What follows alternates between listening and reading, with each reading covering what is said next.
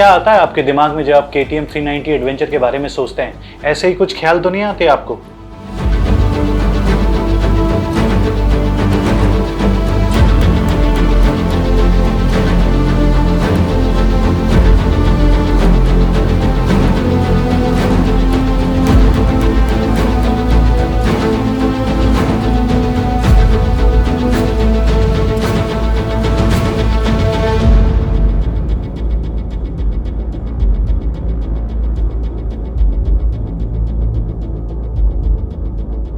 अगर ऐसे ही कुछ ख्याल आते हैं तो आपके एडवेंचर का कीड़ा आपके अंदर है। क्यों चाहिए आपको KTM 390 एडवेंचर और क्यों नहीं, इसी बारे में हम डिस्कस करेंगे इस वीडियो में। क्या इसकी कमियां हैं, क्या इसकी अच्छाइयां हैं, कुछ इसके कंपेटिटर्स के बारे में भी बात करेंगे कि कहां पे ये उनसे अच्छी है और कहां पे बराबर की टक्कर है और कहां ये पीछे है। सो जुड़े रहिए इस वीडियो से, डिटेल में बात करते हैं।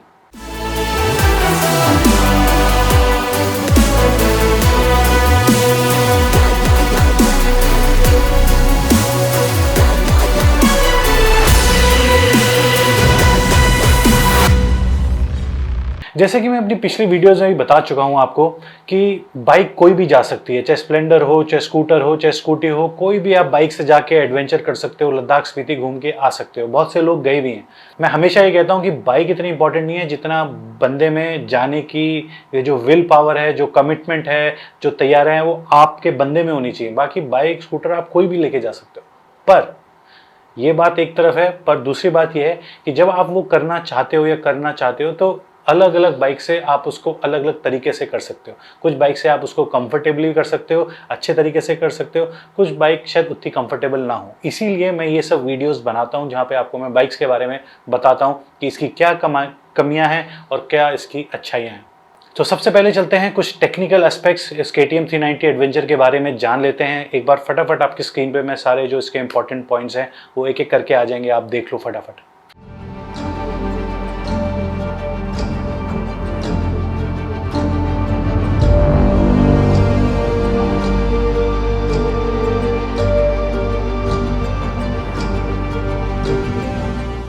फटाफट KTM 390 के प्राइस की बात कर लेते हैं। अप्रॉक्सीमेटली प्राइस है, डेली के हिसाब से मैं सारे प्राइस है और जो उसके कॉम्पिटिटर्स हैं उनका भी प्राइस आप एक बार देख लो। मैं आगे चल के इन प्राइस को लेके भी डिस्कस करूंगा।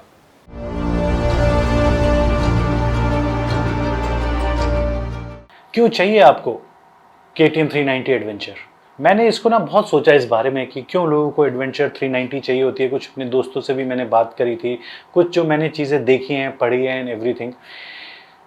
दो चीज़ों में मैंने इसको डिस्ट्रीब्यूट करा है। एक आप कह सकते हो इमोशनल साइड और एक है इसका टेक्निकल साइड।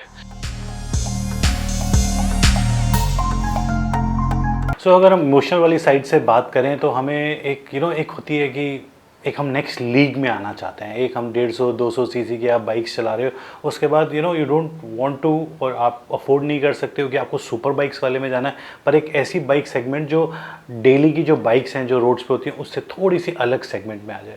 वहाँ पे एक होता है ना कि मैं थोड़ी नई लीग में आ गया हूँ, अलग लीग में आ गया हूँ, थोड़ी सी ऊपर वाली लीग में आ गया हूँ, that sort of a feeling. KTM जो 390 adventure is a tall bike, with all that features. जो इसमें फीचर्स हैं, जो महंगी बाइकों में होते हैं वो सब फीचर्स हैं जो मैं अभी आपको बताऊंगा बाद में। आप you feel like in the next league. तो एक तो ये वाला रीज़न है शायद KTM 390 एडवेंचर जो आपको अट्रैक्ट करती है। दूसरा है एक एडवेंचर वाली फीलिंग, क्योंकि आप एडवेंचर टूरिंग करते हो। सो जब आपके पास एक ऐसी बाइक हो जो इसी चीज़ के लिए बनी हो, सो आप ज़्यादा कनेक्ट फील करते हो, you feel more connected and you feel better. It's a nice feeling, और ऊपर से लोग भी आपको आई थिंक ज़्यादा सीरियसली नज़रों से देखते हैं। आपको भी अच्छा लगता है कि लोग आपको देखते हैं कि भाई ये टूरर है, ये बाइकर है, ये घूमता है लंबा लंबा। इसकी बाइक देख के वो होता है ना फीलिंग कि people start taking you seriously and all that stuff, और आपको भी एक अच्छा फील होता है, सो दैट इज़ लाइक एक होता है वो कनेक्ट, एक इमोशनल कह सकते हो या साइकोलॉजिकल या जो भी है। So you feel more connected to this adventure world, एक वो वाली बात भी है ना। उसके बाद एक और चीज़ जो इसको कनेक्ट करती है कि ना इंडिया में एक हिमालयन है जो प्रॉपर ऑफ रोडर, जिसके बारे में पहले वीडियोज़ भी मैं बना चुका हूँ। उसके बाद एक्सपल्स भी है 200, उसके बाद हिमालयन में थोड़ी सी ज़्यादा पावर है एक्सपल्स से। पर एक्सपल्स एक जो हिमालयन एक अच्छी ऑफ रोडर है, no doubt about off roading के लिए। पर उसमें जो एक प्रॉब्लम है जो हर ज़्यादातर हिमालयन वाले एग्री करेंगे अगर आप देख रहे हो, कि पावर की कमी है। कि जब आप हाईवेज़ पे जाते हो, जो उसकी क्रूजिंग स्पीड है, अगर आपको स्टेट हाईवेज़ पे जाना है, वहाँ पे वो इतने अच्छा नहीं है, पावर की कमी महसूस होती है। सो KTM 390 जो एडवेंचर आई है ना, उसमें बस वही चीज़ है, वो पावर उसमें है। जो आप पावर मिस कर रहे हो ना, वो पावर उसमें, वो उसमें क्रूजिंग स्पीड है जो आपको काफ़ी तेज़ आप क्रूज़ कर सकते हो। मतलब 130, 140, इवन पीपल हैव गॉन 150। मतलब मैं रिकमेंड नहीं करता कि आप इतनी स्पीड्स पे चलो, पर I tell you, you can go on दो स्पीड्स ऑन दिस बाइक, जो हिमालयन में पॉसिबल नहीं था। उसके बाद अगर मैं टेक्निकल की बात करूँ, ये तो गया इमोशनल टाइप कनेक्ट या साइकोलॉजिकल जो भी। उसके बाद जो टेक्निकल चीज़ें, सबसे पहले अगर हम बात करें वो है पावर और एडवेंचर। एडवेंचर कि इसमें एडवेंचर करने के लिए इस बाइक में क्या क्या है, और पावर इसका इंजन किस हिसाब से बना हुआ है, क्योंकि इंजन एक बहुत इंपॉर्टेंट चीज़ होती है कोई भी बाइक हो। सो इंजन जो है इसका, आपको जैसे मैंने पहले भी बताया कि टेक्निकल स्पेक्स जो आपको बता चुका हूँ, 43 bhp है 9000 RPM पे, जो आपको एक अच्छी हाईवे पे धाकड़ स्पीड देती है, नो डाउट अबाउट इट। पर जो चीज़ है इसमें वो है टॉर्क, जो है 37 न्यूटन मीटर का टॉर्क, जो अच्छा टॉर्क है, जो पर मिलता है आपको 7000 RPM पे, 7000 एक्सीलेटर खोलना पड़ता है। सेम चीज़ जो एक्सपल्स है, मैंने आपको वीडियो में बताई थी, एक्सपल्स और हिमालयन वाले में क्या, इसमें भी क्या 7000 RPM पे मिलता है। वहीं पे जो हिमालयन है वो आपको 4000 से लेकर 4500 RPM में ही आपको 32 न्यूटन मीटर टॉर्क मिल जाता है। 37 इसमें, उसमें 32 है, तो बहुत ज़्यादा अंतर नहीं है, पर 4-4500 RPM पे मिल जाता है आपको सारा उसमें। मैं आपको ना एक छोटा सा एक ग्राफ दिखाना चाहता हूँ। एक ग्राफ देखो आप, इसके इंजन के बारे में ना आपको थोड़ा सा और आइडिया होगा, जो KTM का इंजन है उसके बारे में। यहाँ पे इस ग्राफ में आप देख सकते हो कि जो KTM की लाइन है, आई थिंक ऑरेंज वाली लाइन है, इसमें क्या है कि जो प्रॉब्लम है इस इंजन में, जब ऑफ रोडिंग वाली बात आती है, कि स्टार्टिंग में कोई टॉर्क नहीं है। 2,500-3 हज़ार RPM तक, इवन 3,000 RPM तक कोई आपको पुलिंग पावर नहीं मिलती है, फिर एकदम से मिलती है। मतलब एकदम से, पर लेटर ऑन मिलती है, मतलब स्टार्टिंग में नहीं है। जो लो एंड टॉर्क है वो इसमें मिसिंग है, कि आपको जैसे थ्रॉटल खोलोगे कुछ नहीं मिलेगा, कुछ नहीं मिलेगा, फिर एकदम से मिलेगा। तो स्टार्टिंग में ना कोई ऐसा लीनियर कर्व नहीं है कि धीरे धीरे मिल रहा है, मिल रहा है, मिल रहा है, मिल रहा है, मिल रहा है। इसलिए ना मैं इसको पागल बिल्ला ही बोलता हूँ, एक भागड़ बिल्ला, मतलब KTM की बाइक्स को, क्योंकि इसमें क्या है ना, एकदम से एकदम से एकदम से ऐसे होती है। मतलब कि they are like screamers not, but like एकदम से सडन भम धप्पा मार दिया, तो वो उस टाइप की पावर है इसमें। तो उससे क्या होता है कि जो ऑफरोडिंग में जो इश्यूज आते हैं, कि जब आप ऑफरोडिंग कर रहे हो, जैसे मैंने एक्सपल्स में बताया था कि भाई आप वो तो हो नहीं, अगर आप फास्ट पेस ऑफरोडर हो या डर्ट ट्रेल्स कर रहे हो, जो सीधी सीधी डर्ट ट्रेल्स है, उसमें तेज़ भगाते हुए जा रहे हो डकार रैली की तरह, और तो ठीक है, बढ़िया है, क्योंकि आप स्पीड हाई रखते हो, तो आप हमेशा उस बैंड में रहोगे जहाँ पे आपको पावर मिल रही है। पर जिस तरीके से हम ऑफ रोड करते हैं, और जहाँ पहाड़ों में हम जाते हैं, छोटा मोटा ऐसे ट्रेल ऊपर चढ़ते हैं, वहाँ पे 0 की स्पीड हो जाती है, फिर हम पैड लगा लेते हैं, फिर जैसे मैंने फिर आप एक्सीलेटर देते हो, तो स्टार्टिंग में आपको मिलता नहीं है कुछ भी। फिर आप एक्सीलेटर दोगे और तेज़, फर्स्ट गियर में और तेज़ दोगे, फिर एकदम से स्पीड बढ़ेगी, तो क्या है कि आपको जब टॉर्क जहाँ मिलता है, वहाँ पर आपकी बाइक की स्पीड भी बढ़ चुकी होगी, तो उसको कंट्रोल करना पड़ता है। बाइक भागती है, क्योंकि आपको जो टॉर्क चाहिए चढ़ाने के लिए, वो आपको RPM बढ़ा रहे हो, RPM पे फिर आपकी बाइक भाग रही है।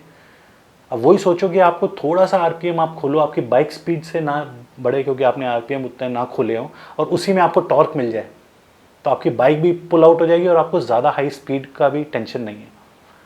तो ये एक बहुत, और सही बताओ ना, जो ज़्यादातर हम जिस टाइप के हम ऑफ रोडर्स हैं, हम जिस टाइप की ऑफ रोडिंग करते हैं, वहाँ पर बहुत मैटर करता है ये चीज़। सो यही वो एक चीज़ है पूरे ATM की। जो बाकी चीज़ें हैं जो वो सब बढ़िया हैं, जिसके बारे में बताऊंगा, पर एक ये चीज़ है जो इसमें, अगर आप इस बाइक को as a serious off roader की तरह से लेना चाहते हो, कि सीरियस ऑफ रोडर, तो इसमें ये दिक्कत है। पर हाँ, अगर आप प्रो टाइप के ऑफ रोडर्स हो, you can do high speeds पे अपना हों करके उछलते हुए निकलते हुए निकाल ले जाओगे, तो बढ़िया है, गुड फॉर यू। पर ये इशू इसमें है। सो आई विल से कि हाईवेज पे और तो it's amazing, no doubt about it. So engine की जो कैरेक्टरिस्टिक्स है वो मैंने आपको बता दिया कि इसका टॉर्क का क्या इशू है, ठीक है। उसके बाद फटाफट इसकी लुक्स के बारे में बात करते हैं। देखो लुक्स KTM की सारी बाइक्स कैसी हैं, तो आपको बहुत अच्छी लगेगी या आपको बहुत बेकार लगेगी, या बीच वाले कम ही होंगे, मेरे को ऐसा लगता है। थोड़ी सी एडवांस टाइप लुक है इसकी, so that is person to person. उसके बाद आ जाते हैं हम टेक्नोलॉजी पे। टेक्नोलॉजी इसमें बहुत है, मतलब बहुत है। इसमें क्विक शिफ्टर है, इसमें स्लिपर क्लच है, इसमें राइड बाय वायर टेक्नोलॉजी है, इसमें ट्रैक्शन कंट्रोल है, इसमें ABS है, इसमें राइडिंग मोड्स हैं, और हाँ काफ़ी कुछ है, मतलब काफ़ी कुछ मैंने आपको बता दिया है कि इसमें ये सब चीज़ें इसमें हैं। आई डोंट नो कि मैंने कुछ मिस किया हो तो। सो ये सब जो है ना, ये सही बताऊँ उसमें कुछ चीज़ें ऐसी हैं कि जो मेरे कावासाकी वर्सेस में भी नहीं है, और जो उसका लेटेस्ट मॉडल है उसमें भी नहीं आती है। So technology wise, features wise is fully loaded, उसमें कोई कमी नहीं है, फुल मार्क्स। अब मैं उसके इन चीज़ों में नहीं जाना चाहता। कुछ लोगों का ये है कि सर, जो मैंने सुना है या पढ़ा है, देखा है कि जो उसका क्विक शिफ्टर है वो बहुत अच्छे तरीके से काम नहीं करता। और छोटी मोटी चीज़ों में मैं नहीं जाऊँगा, किसी को अच्छा लगता है किसी को नहीं लगता, वो फिर पर्सन टू पर्सन आ जाता है। पर इसमें ये सब फीचर्स हैं and that is like amazing. Traction control फटाफट। कोई हाँ, एक और चीज़ है इसमें जो सीरियसली महंगी बाइक्स में आता है, वो है cornering ABS। It's a very good thing on a bike. Cornering ABS और नॉर्मल ABS में ये क्या होता है कि जब आप स्ट्रेट जा रहे होते हो और आपका टायर जो है पूरा रोड पे लगा होता है, जो ABS होता है वो उस टाइम पे काम करने का उसका जो एल्गोरिथम है, जो तरीके से वो करता है। और जब आप कॉर्नरिंग कर रहे होते हो तो आपका ना बाइक का थोड़ा पार्ट टायर पे लगा होता है, और आपका जो फोर्स होती है बाइक पे, जब स्ट्रेट जा रहे हो तो सीधे लग रही है, जब आप ऐसे जा रहे हो कर्व पे, जब आपका टायर मुड़ रहा है तो आपकी जो फोर्स है वो सीधे भी लग रही है और अंदर की तरफ भी लग रही है। तो वहाँ पे क्या है कि जो ABS काम करता है उसकी जो एल्गोरिथम है वो थोड़ी अलग होती है। सो जो कॉर्नरिंग ABS है वो बाइक को और ज़्यादा स्टेबल बनाता है जब आप ब्रेक्स ज़्यादा यूज़ करते हो। अगर आप टर्न ले रहे हो तो, इमरजेंसी में आपने टर्निंग लेते हुए अगर आपने ब्रेक्स लगाए तो वहाँ पे कॉर्नरिंग ABS काम आता है, जो इसमें है। That's a very very good thing. उसके बाद ट्रैक्शन कंट्रोल। ABS क्या होता है कि जब आप बहुत जोर से ब्रेक मारते हो तो आपके टायर को लॉक नहीं होने देता ABS, और वो धीरे धीरे उसको रिलीज करता रहता है जिससे स्किड ना हो। ट्रैक्शन कंट्रोल ऑन द अंदर साइड कि जब आप एकदम से एक्सीलेटर देते हो और आपका जो पीछे का टायर जो स्पिन होता है, एकदम से तेज स्पीड से, या कभी कभी आप ऐसी जगह पे होते हो रस्तों पे, समझ लो बजरी या आइस या कहीं पे, जहाँ पे आपका पीछे वाला थ्रोटल दे रहे हो तो आपका टायर स्किड होता है। जब वो स्किड होता है तो ट्रैक्शन कंट्रोल क्या होता है कि वो आपके टायर को स्किड नहीं होने देता, वही अगेन उसको किसी तरीके से लॉक अनलॉक करके वो आपको स्किड नहीं होना देता। दैट इज़ लाइक बहुत ज़्यादा टेक्निकल में मैं नहीं जाना चाहता हूँ। सो ट्रैक्शन कंट्रोल वो होता है। सो ट्रैक्शन कंट्रोल और ABS, इन दोनों की सेटिंग्स को चेंज कर करके राइडिंग मोड्स होते हैं। जैसे राइडिंग मोड्स आपने देखे होंगे कि स्नो, मड, डर्ट, इस टाइप के राइडिंग मोड्स होते हैं कि आप उसको सेट कर दो तो आपकी बाइक के जो फीचर्स हैं वो हिसाब से सेट हो जाते हैं। तो बेसिकली आपका जो ट्रैक्शन कंट्रोल होता है और आपका जो थ्रॉटल रिस्पॉन्स होता है, राइड बाय वायर में क्या होता है कि जो आपका जब आप एक्सीलेटर देते हो तो वो जो तार होता है वो डायरेक्टली थ्रॉटल को नहीं खोलता है। वहाँ पे एक मोटर लगी होती है, मोटर वो कंट्रोल करती है कि वो थ्रॉटल किस हिसाब से खुलना चाहिए। So that is little automatic. So जो उसका थ्रॉटल ओपनिंग है, जो उसका ट्रैक्शन कंट्रोल है और जो उसका ABS है, इन सब की जो सेटिंग्स होती हैं वो डिफ़र करती हैं अलग अलग राइडिंग मोड्स पे। ठीक है। सो ये राइडिंग मोड्स इसमें होते हैं। काफ़ी कुछ टेक्निकल है आई नो, पर that is what it is कि इतने पैसों में आपको अमेजिंग फीचर्स मिल रहे हैं। So no doubt about it, for that it's amazing. इसके अलावा KTM 390 में जो इसका स्क्रीन है, जो आपका स्पीडोमीटर है, वो पूरा कलर TFT है, जहाँ पे काफ़ी कुछ फीचर्स हैं, बहुत सारी इन्फॉर्मेशन आप उसमें देख सकते हो। प्लस उसमें ब्लूटूथ कनेक्टिविटी है, सो दैट इज़ अमेजिंग। उसके अलावा इसके जो सस्पेंशन की मैं बात करूँ तो जो इसका आगे वाला सस्पेंशन है उसका जो ट्रैवल है वो कितना ट्रैवल हो सकता है, जो 170 mm है, और पीछे वाला जो है 177 mm है। जो पीछे वाला है वो प्री लोड और रीबाउंड के लिए आप दोनों एडजस्ट कर सकते हो। That is again a very good thing. उसके बाद जो इसका टायर्स का सेटअप है वो आगे 19 है, पीछे 17 है। That is again very good, एक एडवेंचर सेटअप है प्रॉपर। उसके बाद जो इसकी हेडलाइट है वो फुल्ली LED है। That is also great thing, futuristic है, काफ़ी लोगों को पसंद आता है। एंड जो इसकी सीट हाइट है वो एक 855 mm है। That is little bit tricky, जो मैं अगेन बोलूँगा कि 5-6 की अगर आपकी हाइट है, 5-6 से नीचे है तो आप ज़रूर एक बार देखें, बैठें उस पर, तब आप महसूस करें कि या फील करें कि आपके पैर प्रॉपर्ली लग रहे हैं, आप कंफर्टेबल हैं या नहीं है। तो सीट हाइट इसकी ऑन अ हायर साइड है। एंड उसके बाद अगर हम इसका वेट करें तो उसका जो वेट है वो 158 केजी आपने बहुत जगह देखा होगा, पर वो इसका ड्राई वेट होता है। ड्राई वेट वो वेट होता है कि जिसमें कोई भी ऑयल, पेट्रोल वेट्रोल, किसी भी टाइप का लुब्रिकेंट जब बाइक में नहीं होता तो वो कितना वेट होता है। उसके बाद होता है एक वेट वेट कह सकते हो, कर्व वेट कह सकते हो, कि जिसमें ये सब लिक्विड्स, इंजन ऑयल सब कुछ डला हुआ है। तो उसके बाद आई थिंक जो इसका वेट है वो करीबन 175 केजीज़ का है, which is still on a very light side compare to जो इसकी इंजन पावर है एंड एवरीथिंग। ऑल्सो 14.5 लीटर की इसमें टंकी है KTM 390 एडवेंचर में, जो एक अच्छी आपको 400 किलोमीटर की रेंज दे देती है। KTM की बाइक्स पे आई थिंक ये सबसे बड़ी टंकी है इस रेंज में जो इंडिया में है। And 400 kilometre is a good range. मतलब मेरे हिसाब से KTM 390 adventure is a great bike with awesome features and everything. आपको क्रॉस कंट्री करना है, इंडिया में उधर से इधर जाना है, it's amazing. The only thing is कि जो उसके लिए अगर आप एडवेंचर के लिए ले रहे हो, ऑफ रोडिंग के लिए, प्रॉपर ऑफ रोडिंग के लिए, वहाँ शायद आपको ये खुश ना कर पाए। ठीक है, बाकी कितना पैसा किसको कितना खर्च करना है, कैसे वो करना है, वो मैं आपके ऊपर छोड़ देता हूँ। कुछ लोगों ने ये बात भी रखी थी पिछले, जब मैंने वीडियोस के कंपैरिजन कर रखा था कि यहाँ पे एसेसरीज़ और उसके बारे में। देखो एसेसरीज़ आजकल ना जो भी बाइक इंडिया में फेमस हो रही है, जैसे 390 एडवेंचर फेमस हो गई, डोमिनार काफ़ी फेमस है टूरिंग के लिए, हिमालयन तो है, इन सब के आफ्टर मार्केट्स भरे पड़े मार्केट में। आप ऑनलाइन जाओ, उधर उधर जाओ, सब जगह भरे पड़े, तो कोई दिक्कत नहीं है आफ्टर मार्केट्स में। हाँ, ये कह सकते हो कि कंपनी डायरेक्टली, कुछ कंपनियां ज़्यादा दे रही हैं अपने प्रोडक्ट्स के बाइक्स के साथ, कुछ कम दे रही हैं, कुछ को आफ्टर मार्केट्स ज़्यादा करना पड़ता है। तो आई थिंक कि उसमें हिमालयन काफ़ी कुछ अपना दे रही है, उसके आपके पेनियर्स भी उनके साथ आ रहे हैं, काफ़ी छोटी मोटी चीज़ें हैं। सो वो एक पार्ट है, पर स्टिल KTM 390 एडवेंचर की भी हर चीज़ आफ्टर मार्केट सब कुछ अवेलेबल है। उसके बाद एक चीज़ और मैं बोलूँगा, जो इसका ब्रेकिंग है, जो KTM 390 का ब्रेकिंग है, वो आई थिंक अपने कॉम्पिटिटर में आई थिंक सबसे बेटर होगा। खासतौर से जो उसका फ्रंट है, front is a 4 caliper piston disc brake, जो आपका आई थिंक हिमालयन में और बाकी जो डोमिनार में भी सब में ट्विन कैलिपर होता है, इसमें 4 कैलिपर का फ्रंट ब्रेक है, जो ज़्यादा पंच देता है रोकने के लिए। पर देन अगेन भागड़ बिल्ला है, खतरनाक शेर है, एकदम से कभी भी पागल हो जाता है, तो उसको रोकने के लिए भी जोरदार पावर चाहिए। तो इस वजह से आई थिंक कि ज़बरदस्त ब्रेक आगे का इसमें दिया है। उसके अलावा इस बाइक की अगर मैं कंपटीटर्स के बारे में बात करता हूँ कि उनसे अगर मैं इसको कंपेयर करूँ, सो डायरेक्ट कंपटीटर अगर इसका मैं कोई है इस रेंज में, तो मैं बोलूँगा एक BMW 310 GS है, जो काफ़ी लोगों ने भी पूछा था। पर वो भी इसका डायरेक्ट कंपटीटर इसलिए नहीं है क्योंकि वो तो कम कैपेसिटी का इंजन है, पावर भी कम बनाता है इसका, और उसके जो इंजन के कैरेक्टरिस्टिक्स हैं वो कहीं हद तक KTM 390 जैसे ही हैं। हाई RPM पे आपको टॉर्क मिलता है उस टाइप से। उसके अलावा BMW 310 GS अराउंड 40-50 हज़ार रुपये सस्ती है KTM 390 एडवेंचर से, पर उसमें बहुत सारे फीचर्स नहीं हैं। जो उसमें फीचर्स हैं वो I think ride by wire है और स्लिपर क्लच है, दैट्स इट।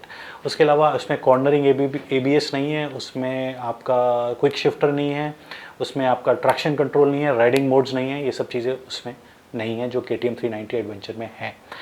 सो कहीं ना कहीं मैं बोलूँगा कि पर BMW के साथ BMW है, BMW, you own a BMW, that's a big thing. कुछ लोगों के लिए बहुत बड़ी चीज़ मैटर करती है, so that is up to you.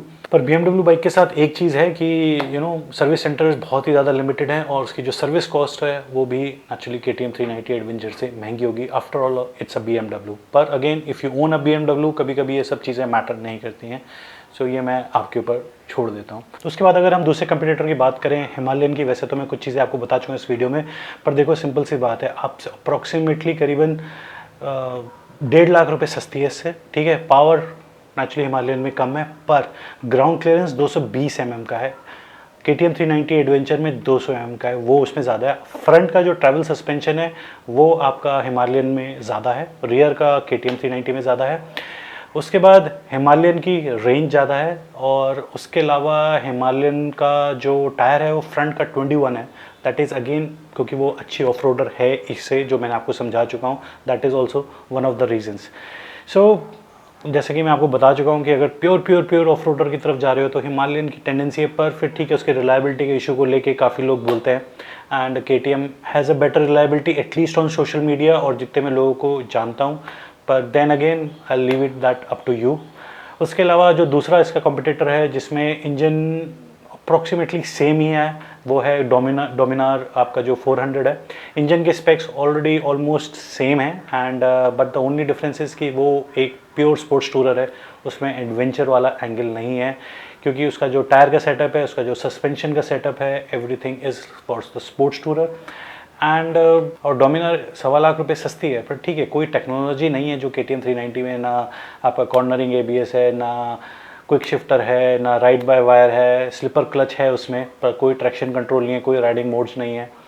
तो ठीक है बजट के हिसाब से, पर पावर उसमें पूरी है, ठीक है।